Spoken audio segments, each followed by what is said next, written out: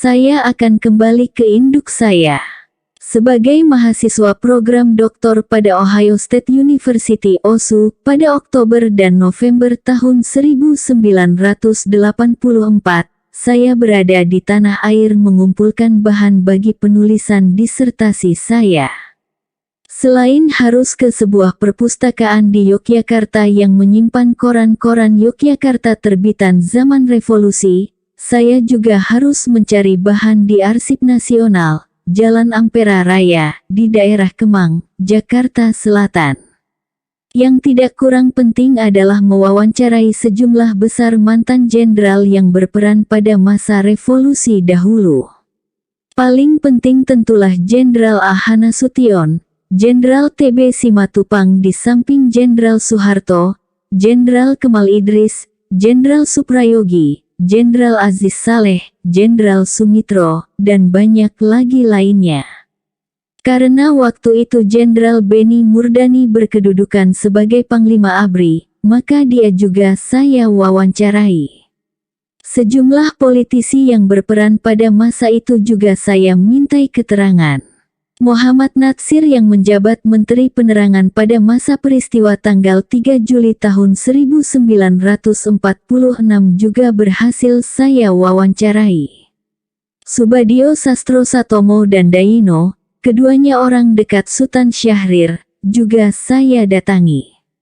Demikian juga Sri Sultan Hamengkubuwono ke-9 yang bertahan di keraton ketika Yogyakarta diduduki Belanda. Pokoknya semua yang bisa menolong saya merekonstruksi cerita hubungan sipil dengan militer dan peranan Panglima Besar Sudirman waktu itu, saya wawancarai. Tentu termasuk pula Jenderal Suparjo Rustam, ajudan Panglima Besar yang sedang menduduki posisi Menteri Dalam Negeri ketika saya mengumpulkan bahan. Tidak ketinggalan Harsono Cokroaminoto yang pernah menjadi penasihat Panglima Besar. Berbeda dengan ketakutan saya sebelumnya, ternyata tidak sulit mendapatkan keterangan dari para pelaku sejarah tersebut. Bahkan, beberapa di antara mereka bercerita lebih panjang daripada yang saya butuhkan. Mereka seperti ketakutan, pengalaman masa lalu mereka akan hilang begitu saja tak tercatat dan dilupakan. Dari semua janji wawancara yang sudah saya dapat, yang tidak berhasil saya temui langsung adalah Jenderal Soeharto, Presiden pada waktu itu. Kegagalan jumpa disebabkan terjadinya kecelakaan motor bot yang menimpa putra bungsunya, Hutomo Mandala Putra Tommy. Tapi, Pak Harto mengirim pesan agar saya menyampaikan saja pertanyaan tertulis. Jawaban terketik rapi yang saya terima dari pejabat Sekretariat Negara Bagian Media Massa, Brigjen TNI Gufron Dwipayana, jelas sekali bersumber pada jawaban lisan yang direkam dan ditranskripsi dengan setia dari ucapan Bapak Presiden. Jawaban itu penting, mengenai Letkol Soeharto sebagai utusan Panglima Besar Sudirman jumpa Musso di Madiun pada awal peristiwa pemberontakan komunis di Madiun. Sayang tidak bisa saya kutip verbatim karena bahasanya amat rumit. Pokoknya saya mengerti maksudnya, itu yang penting. Yang paling menarik dari semua pengalaman mendapatkan informasi para mantan jenderal pejuang itu adalah wawancara dengan Letjen TNI GPH Jatikusumo. Ketika mencoba membuat janji lewat telepon tentang maksud dan topik wawancara, Jenderal Jatikusumo sudah langsung saja memberi penjelasan. Begini ya saudara, TNI itu organisasi perjuangan. Berbeda dengan ABRI. Kalau ABRI itu alat negara. Saya ini sudah pensiun dari ABRI, tapi tetap anggota TNI. Ini penjelasannya mengapa saya masih ikut memikirkan TNI, ikut bicara mengenai peran politik TNI, berbicara mengenai TNI sebagai milik seluruh rakyat dan bukan milik golongan tertentu. Saya tidak bisa memotong beliau yang terus bicara bersemangat tentang TNI dan aktivitas beliau sebagai anggota TNI yang tidak akan pernah pensiun. Akibatnya, Saya tidak pernah berhasil bertatap muka dengan Jenderal Jatikusumo, karena sampai beliau selesai melakukan monolog, saya tidak pernah sempat membicarakan waktu dan tempat untuk jumpa. Tapi, pesan dari cerita dan pengalaman saya dengan Jenderal Jati ini menunjukkan sesuatu yang sangat penting, suatu hal yang lewat berbagai cara saya dapatkan juga dari hampir semua perwira TNI generasi awal itu. Mewarnai dengan kental.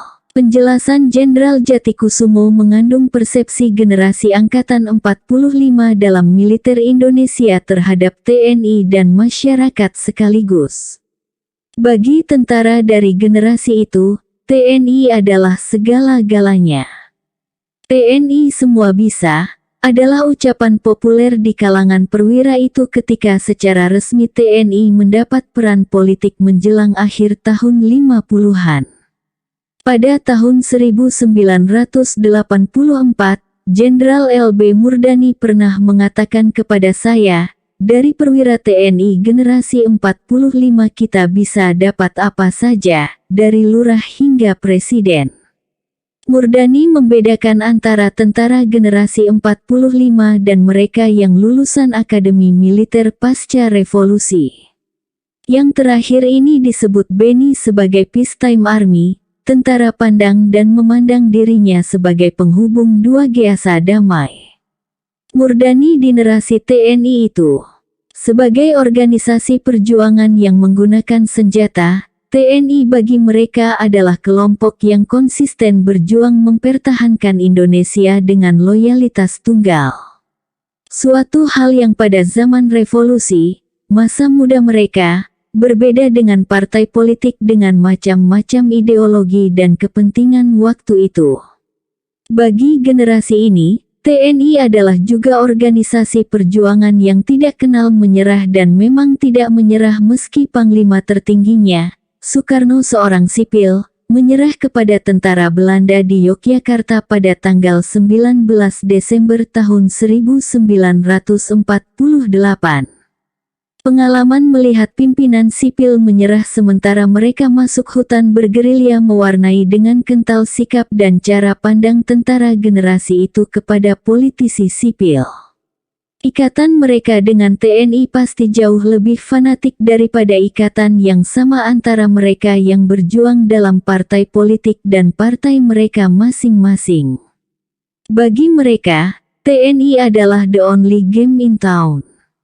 Inilah latar belakang mengapa Jatikusumo aktif dalam forum studi dan komunikasi Angkatan Darat pada masa Angkatan Darat berada di bawah pimpinan Jenderal TNI Widodo, lama setelah Jenderal Jati pensiun dari dinas militer. Kegiatan Fosko tidak mudah dicegah oleh Kasat. Dengan cara pandang dan dasar pemikiran yang sama, sebagai pejuang, sejumlah mantan perwira TNI juga ikut menjadi penanda tangan petisi 50. Fosko merupakan lembaga yang dimanfaatkan oleh para purnawirawan Angkatan Darat untuk terus memberi masukan dan koreksi kepada Presiden Soeharto, sesama anggota TNI. Sang presiden tampaknya lama-kelamaan capek menghadapi kerewelan teman-teman segenerasinya. Soeharto akhirnya memerintahkan pembubaran Fosko.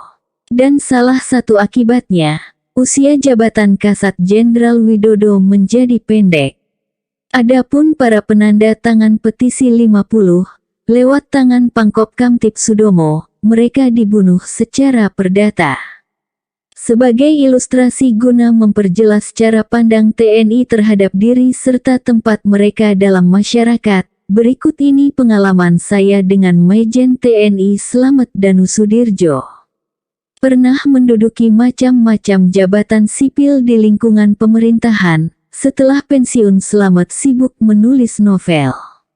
Sebagai bukan sastrawan profesional, novel yang ditulisnya dengan nama samaran Pandir Kelana, tidak jelek.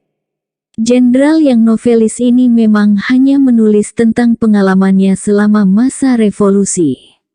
Dia kenal baik tokoh-tokohnya, lingkungannya, dan persoalan-persoalannya. Karena sumber cerita hanya pengalaman konkretnya, maka suatu kali tidak ada lagi yang masih tersisa untuk diceritakannya. Peran dan kegiatannya sebagai novelis berakhir begitu saja. Ini berbeda dengan keanggotaannya dalam TNI.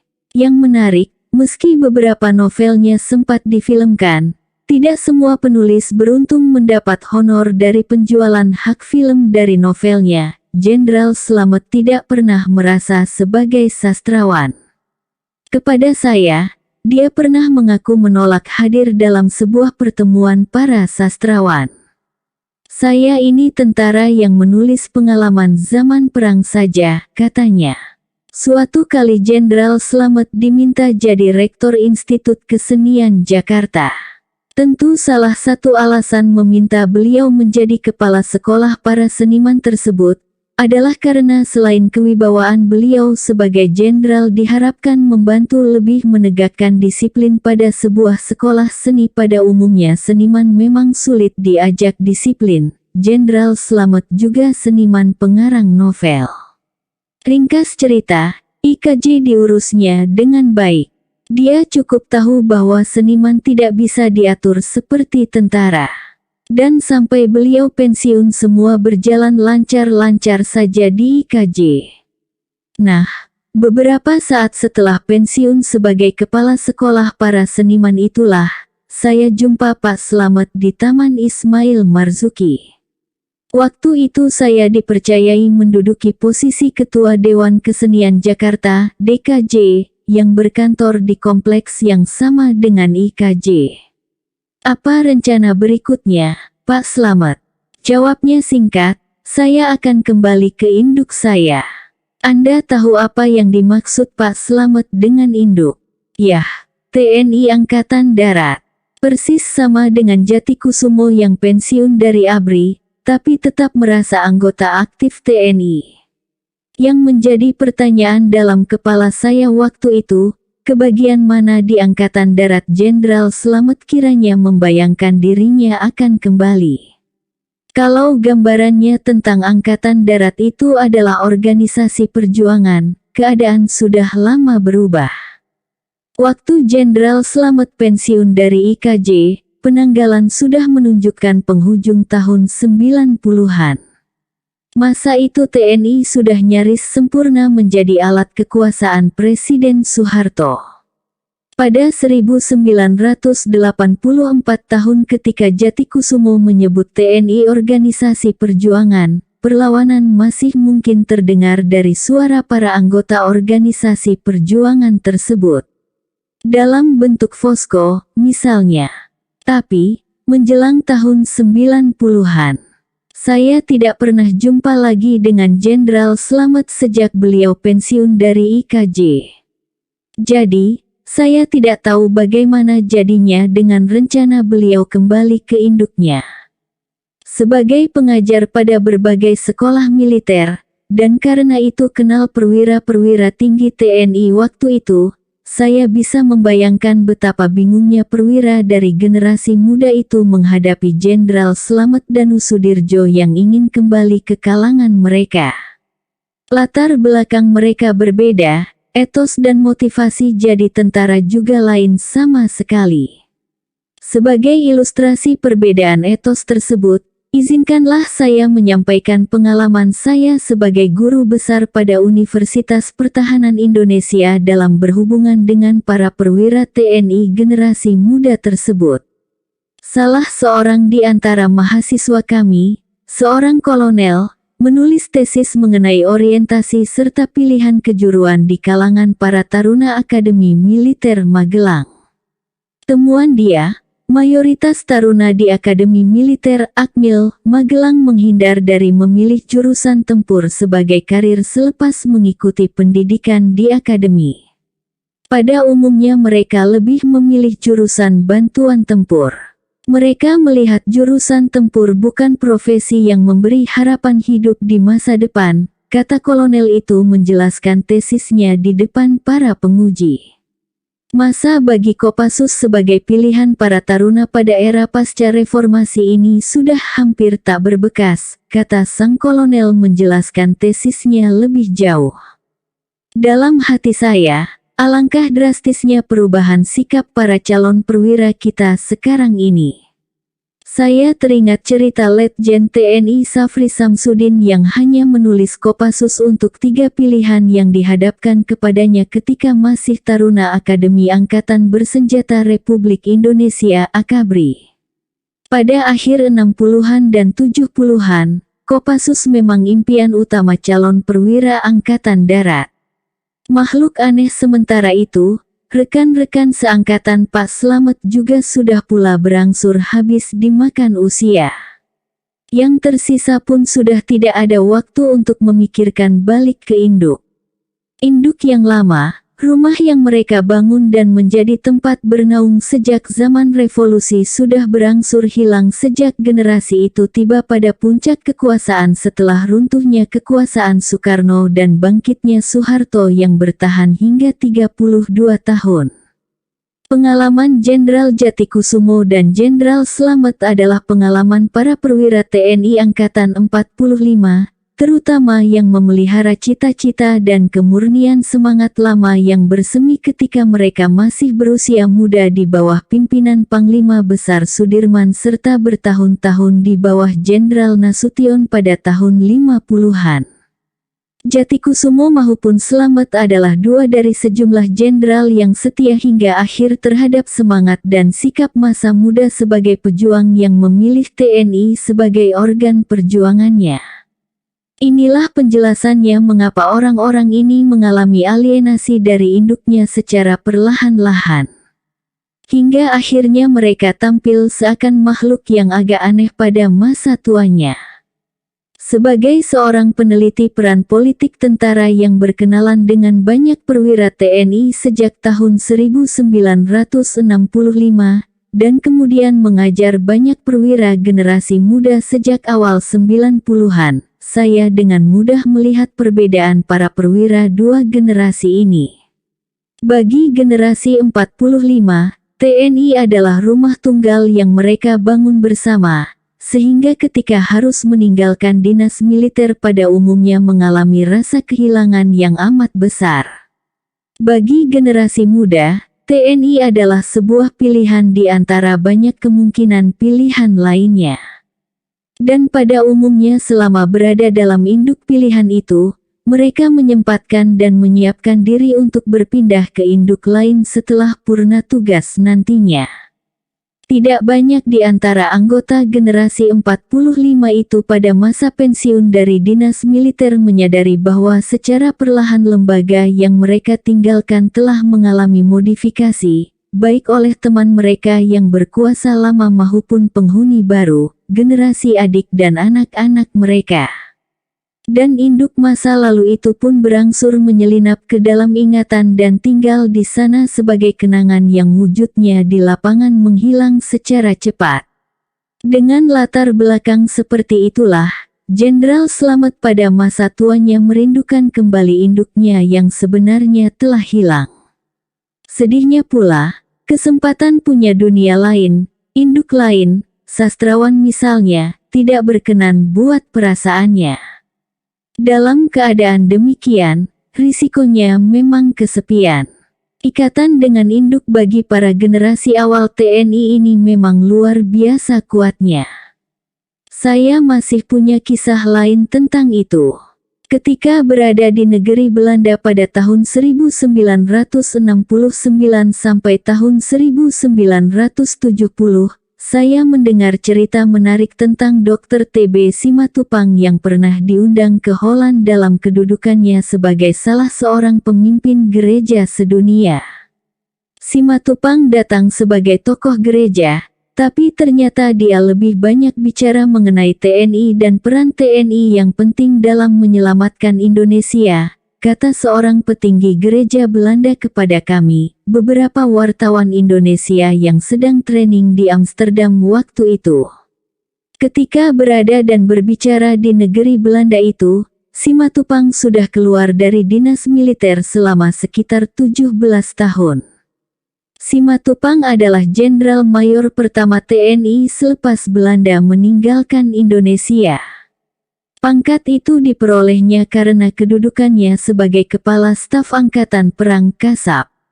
Berada dalam angkatan bersenjata untuk tidak lebih dari 9 tahun, Simatupang pensiun dini setelah jabatannya sebagai Kasab dihapuskan oleh Menteri Pertahanan Iwakusuma Sumantri pada tahun 1953. Bayangkan mereka yang sepanjang hidup, dari zaman revolusi hingga pensiun, terus-menerus berada dalam TNI. Sekian tahun setelah pensiun dari tentara, Jenderal Nasution pernah ditawari memimpin sebuah organisasi Islam. Mungkin karena pimpinan organisasi itu melihat Simatupang yang Kristen menjadi tokoh gereja, lalu juga berharap Nasution yang terkenal saleh dan taat menjalankan ibadah bersedia juga menjadi tokoh pemimpin organisasi Islam. "Kenapa Pak Nas menolak?" tanya saya kepada Jenderal Indonesia pertama mencapai pangkat bintang 4 itu. "Saya ini dari dulu TNI saja, seluruh hidup saya di sana, susah berganti organisasi. Meski perbedaan mereka tidak sebesar dengan perbedaan antar generasi, Angkatan 45 dengan generasi muda pasca revolusi, tapi menarik juga melihat perbedaan yang ada antara generasi muda senior dan yang junior. Tergolong senior adalah mereka yang generasi Akademi Militer Magelang, tapi berkesempatan menjadi bawahan perwira generasi 45, sedangkan yang junior adalah sisanya yang lebih muda. Pengaruh semangat yang diwariskan oleh senior mereka masih sering terlihat. Semangat yang ditanamkan Jepang kepada mereka yang berlatih dalam peta, pembela tanah air, mempunyai mistik yang tidak dikenal oleh tentara profesional yang tumbuh dan terdidik secara rasional dan profesional seperti para perwira TNI generasi baru. Inilah yang menjelaskan mengapa makin lama makin susah membedakan perwira-perwira Indonesia masa kini dengan perwira-perwira negara lain. Tentara profesional mempunyai standar, dan tentara semua bangsa mengacu ke sana. Ini juga berarti bahwa TNI makin lama makin tidak unik sebagaimana yang suka dikampanyekan oleh perwira Angkatan 45 ketika masih berkuasa dulu. Mereka yang generasi 45 dulu itu memang unik, tapi keunikan itu tidak mungkin seluruhnya diwariskan kepada generasi berikutnya. Tantangan yang dihadapi setiap generasi berbeda, jawabannya juga berlainan. Tapi, para senior itu tetap bertekad mewariskan pengalaman dan nilai-nilai mereka kepada generasi muda TNI. Dalam rangka pewarisan nilai-nilai tersebut, suatu kali saya diundang hadir dalam sebuah pertemuan kecil di Lemhanas. Di sana hadir para perwira Angkatan 45, waktu itu sebagian besar sudah purnawirawan, meski beberapa di antara mereka masih menduduki jabatan-jabatan pemerintahan. Di antara mereka saya ingat hadir adalah Jenderal Cokropranolo, Jenderal Ahmad Tahir, dan Jenderal Hasnan Habib. Juga hadir sejumlah perwira lulusan Akademi Militer Magelang. Para pejuang 45 itu bicara banyak dalam mengarahkan para junior mereka berdasarkan semangat dan pengalaman masa lalu. Di tengah-tengah wejangan para tetua itu, saya memberanikan diri angkat tangan. Ketika saya diizinkan bicara, inilah yang saya katakan, apakah bapak-bapak ini tidak meminta terlalu banyak dari para perwira generasi muda ini? Nilai-nilai yang membentuk bapak-bapak semua adalah hasil dari sebuah proses menjawab tantangan-tantangan yang bapak semua hadapi secara pribadi maupun secara kelompok di zaman Jepang serta revolusi dulu. Zaman itu sudah lewat dan tantangan yang dihadapi para junior ini juga lain sama sekali. Saya sudah lupa apa jawaban para senior tersebut. Tapi di luar ruangan, seorang perwira generasi muda, seorang berpangkat brigjen, menyalami saya sambil berkata, "Anda bebas mengucapkan itu, kami tidak bisa," katanya sambil senyum. Hubungan anak buah dan bapak buah satu lagi yang membedakan antara para perwira generasi 45 dan generasi perwira TNI masa kini. Ketika para senior itu dulu mulai memasuki masa pensiun, mereka masih potensial menjadi kekuatan yang kadang merisaukan Soeharto. Lewat Posko, misalnya, GPH Jatikusumo masih menjadi faktor yang harus diperhitungkan Soeharto. Jatikusumo dan para jenderal segenerasinya masih punya hubungan dan bahkan pengaruh kepada mantan anak buah yang masih ada dalam jajaran militer aktif. Ini adalah akibat hubungan antara anak buah dan bapak buah yang bermula pada masa revolusi. Tentara yang menciptakan dirinya sendiri seperti TNI, mencari senjata dan logistiknya sendiri dan para perwiranya mencari bintara dan tamtamannya sendiri juga. Akibatnya adalah berkembangnya hubungan patron-klien yang erat dan berlangsung lama antara pimpinan dan bawahan, anak buah dan bapak buah. Hubungan dan ikatan seperti ini pada umumnya berlangsung sampai jauh memasuki masa pensiun mereka semua. Saya teringat pada para pegawai di perusahaan dagang Jenderal TNI Sumitro yang umumnya terdiri dari para mantan anak buahnya pada zaman bergerilya di Jawa Timur pada masa revolusi. Sebaliknya dengan generasi perwira masa kini, semua sudah disediakan negara, dari pendidikan, peralatan, logistik, dan anak buah. Sehingga setelah mereka pensiun, urus diri sendiri masing-masing saja. Keadaan seperti inilah yang tidak memudahkan tampilnya orang kuat dalam militer Indonesia pasca pensiunnya Angkatan 45. Sekian tahun kemudian, saya membaca buku Lee Kuan Yew, Hard Truths to Keep Singapore Going. Ini adalah kumpulan wawancara mantan Perdana Menteri dan Bapak Pendiri Republik Singapura itu mengenai bagaimana mengelola negara kota tersebut. Lee Kuan Yew adalah penggagas pembayaran gaji mahal bagi pejabat tinggi Singapura. Negara kota itu memang tercatat sebagai membayar paling tinggi pejabat pemerintahannya, sehingga gaji Perdana Menteri Singapura tergolong paling tinggi di antara pemimpin pemerintahan di seluruh dunia. Formulanya adalah membayar para eksekutif pemerintahan setinggi gaji pemimpin perusahaan swasta. Dengan cara ini, Singapura bisa bersaing dengan perusahaan swasta dalam mendapatkan kader terbaik untuk mengelola negara. Pada awal kebangkitan Singapura sebagai negara, generasi Lee mempertaruhkan jiwa mereka bagi survival negeri yang menghadapi dua tantangan, terusir dari Malaysia dan ancaman komunis di dalam negeri.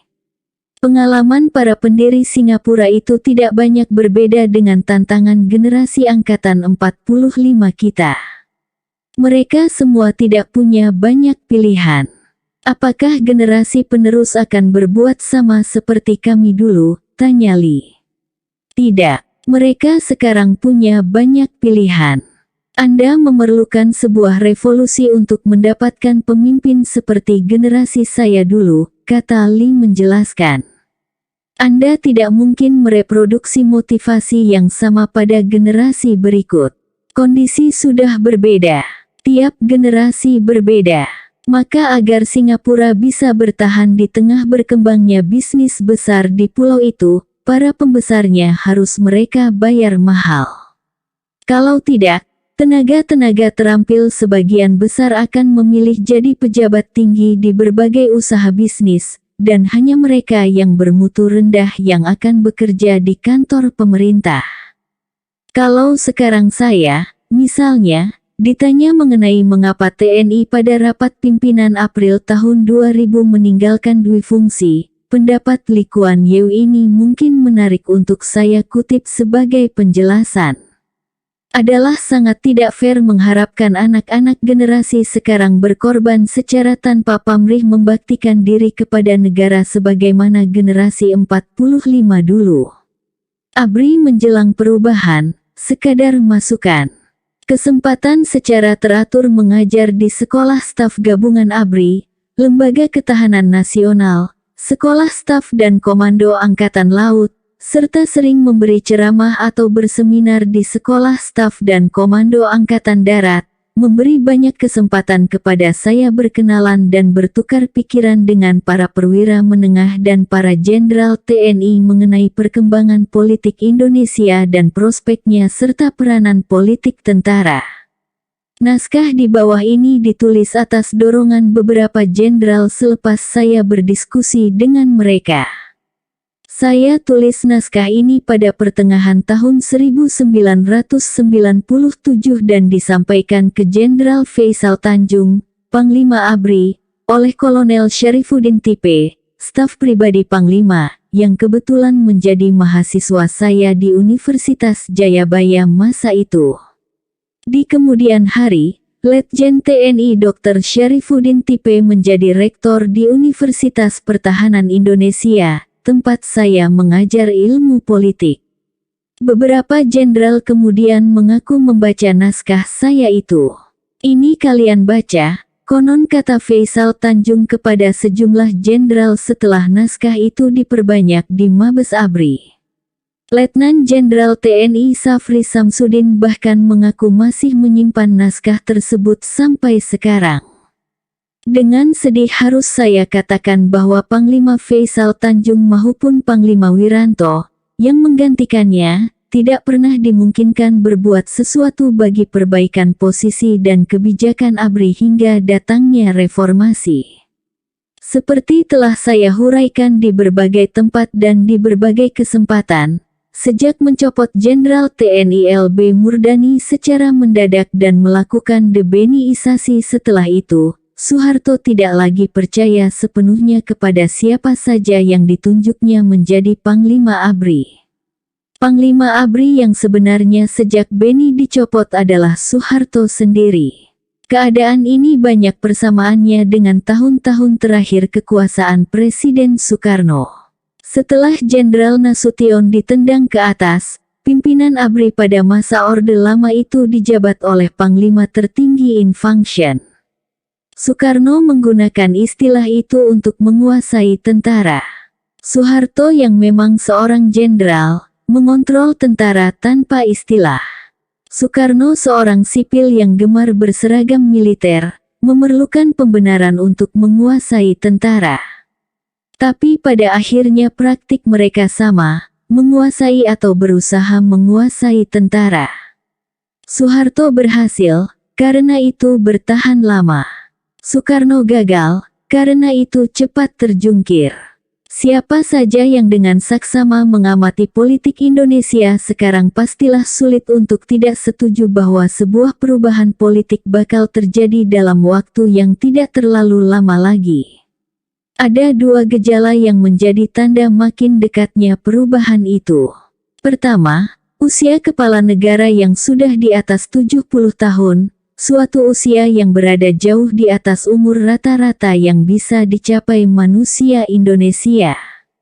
Dan kekuasaan sang presiden tersebut selama ini lebih banyak ditentukan oleh karisma pribadinya, kontrolnya atas militer serta kecanggihan politiknya dalam memanfaatkan berbagai institusi yang mendukungnya.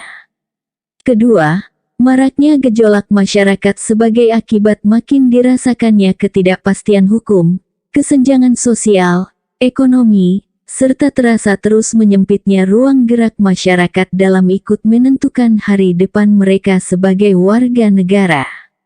Gejala kedua ini makin mengemuka oleh makin vokalnya masyarakat, terutama generasi mudanya dalam hampir semua sektor kehidupan.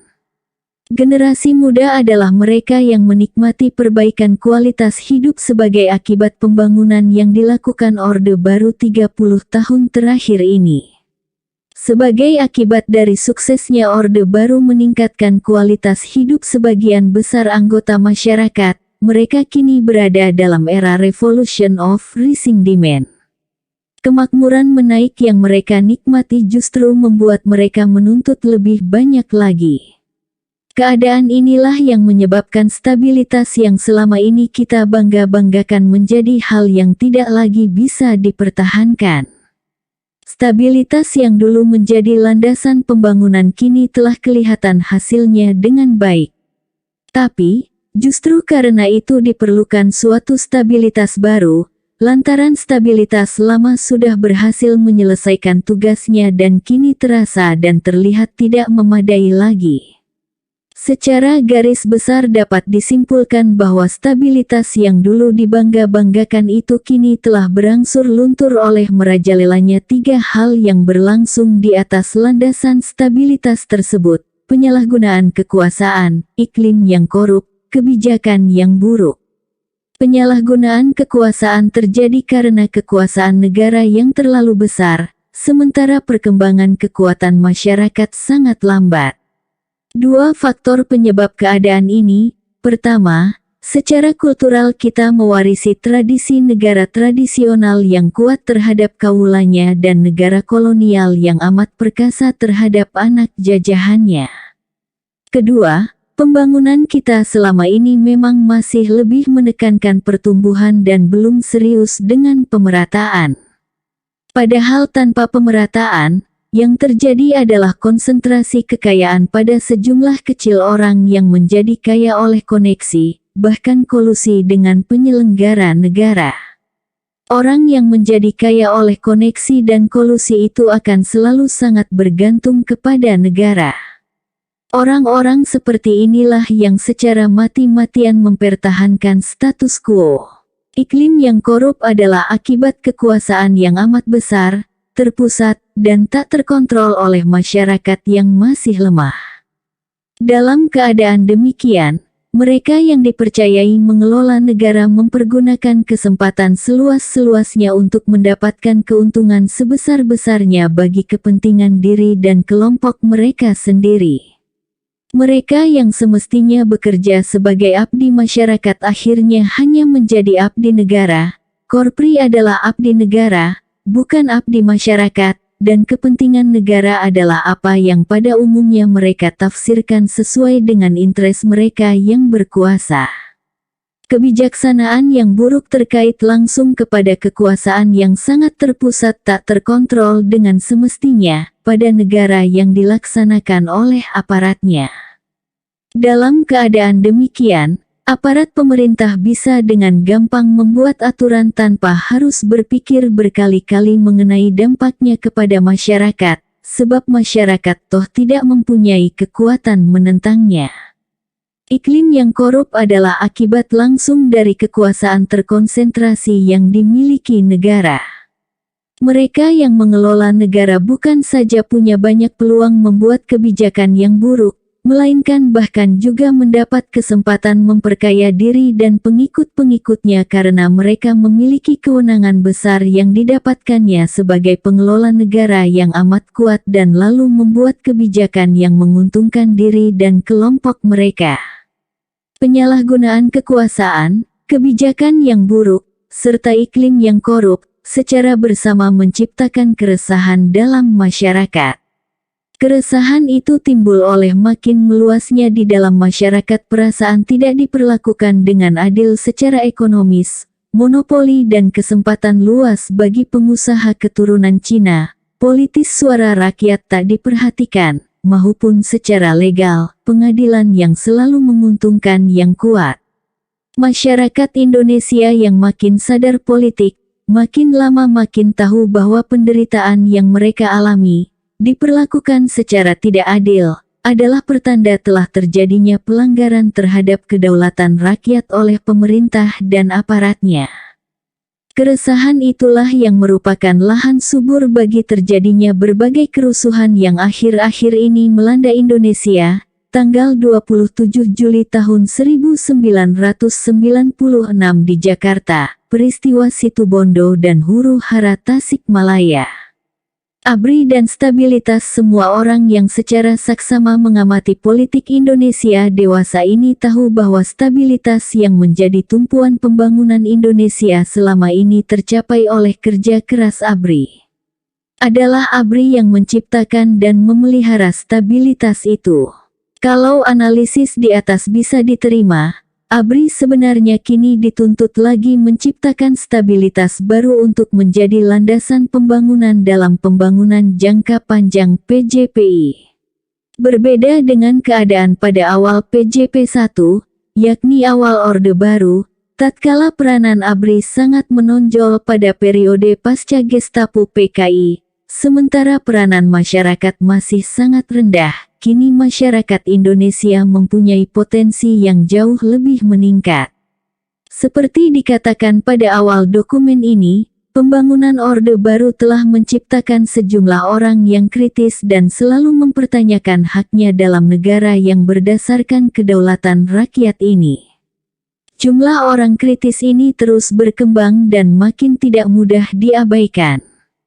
Golongan ini harus diperhitungkan oleh ABRI dalam usahanya menciptakan stabilitas baru tersebut. Yang juga membedakan keadaan sekarang dengan keadaan pada awal Orde Baru ialah faktor ekonomi. Orde Baru mewarisi dari rezim Presiden Soekarno ekonomi yang nyaris lumpuh. Kini Indonesia mempunyai ekonomi dengan magnitud yang besar, bahkan dilengkapi dengan pasar modal. Faktor ekonomi ini mempunyai dinamikanya sendiri dalam rangka perubahan politik nanti. Dinamika itu haruslah diperhitungkan ABRI dalam usahanya menciptakan stabilitas baru tersebut.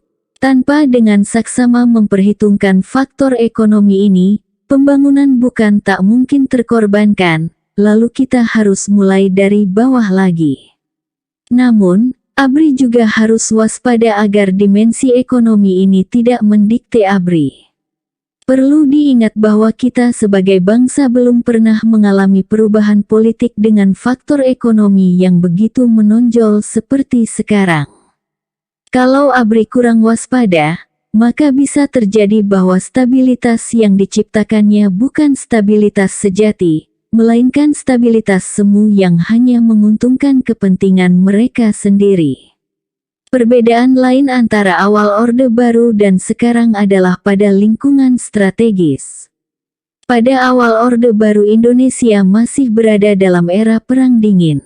Waktu itu cerita tentang HAM belum lagi terdengar, bahkan kubu Barat maupun Timur sama-sama mendukung rezim otoriter dan campur tangan militer dalam politik dengan alasan dan kepentingan masing-masing. Perang Dingin kini telah jadi objek tontonan dalam museum. Dunia tidak lagi mentoleransi otoritarianisme, bahkan keterlibatan militer dalam politik makin lama makin dianggap sebagai suatu barang kuno, sisa masa Perang Dingin yang harus secepatnya disingkirkan pemilik modal yang memperalat ABRI. Kenyataan internasional ini mempunyai gaung yang makin kuat di dalam negeri.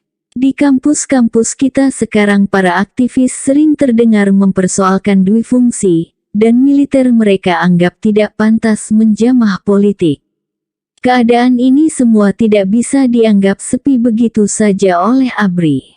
Di sini ABRI ditantang membuktikan kehadirannya selaku kekuatan sosial politik sebagai betul-betul diperlukan untuk mengamankan dan memperlancar perubahan politik ke arah terciptanya sebuah stabilitas baru bagi kelanjutan pembangunan bangsa. Dengan kata lain, ABRI tidak bisa lagi terus-menerus hanya menggunakan pembenaran sejarah, legitimasi filosofis, dan legitimasi hukum sebagai pembenaran keterlibatan sosial politiknya. Hari depan duifungsi sementara itu, bagaimanapun tajamnya kritik terhadap peranan sosial politik ABRI, dalam waktu dekat ini belum begitu terlihat kemungkinan ABRI melepas peranan sosial politiknya. Bahkan, kritik terhadap peranan sosial politik ABRI dalam konteks Indonesia akhir-akhir ini justru harus dilihat sebagai cambuk yang melecut perlunya penyesuaian implementasi duifungsi terhadap perkembangan masyarakat Indonesia. Menyadari perkembangan dan perubahan masyarakat Indonesia serta perubahan lingkungan strategis pasca Perang Dingin, maka ABRI yang mungkin akan tetap mempunyai peranan dalam proses perubahan politik yang aman dan penciptaan stabilitas baru, seharusnya segera memikirkan sikap dan serangkaian kebijakan yang diperkirakan bisa menjamin peranan sosial politik ABRI agar ABRI nanti bisa tampil secara elegan, terhormat, terencana dan akseptabel. Terencana di sini harus berarti mempunyai strategi yang bertolak dari realitas sosial politik dan tidak menempatkan ABRI sekadar sebagai lembaga pemadam kebakaran.